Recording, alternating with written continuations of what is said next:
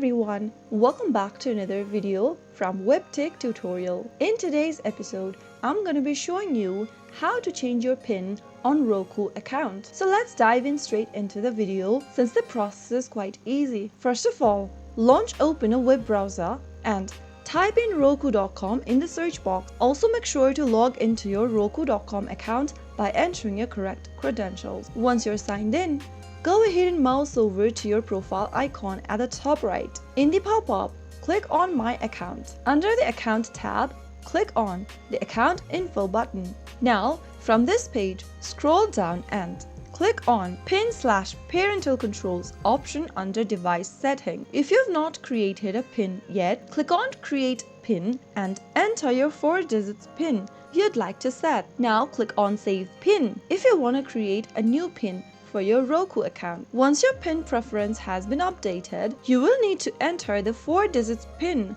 in order to make purchases with Roku Pay or adding new channels to your Roku device. If you ever want to change the PIN to something else, you can get to this Choose Your PIN Preferences tab and click on Change PIN. Now enter the PIN that you'd like to change to and click on Save PIN in order to save your changes. That is how you should be able to update or change your PIN on Roku. So that's how it can be easily done.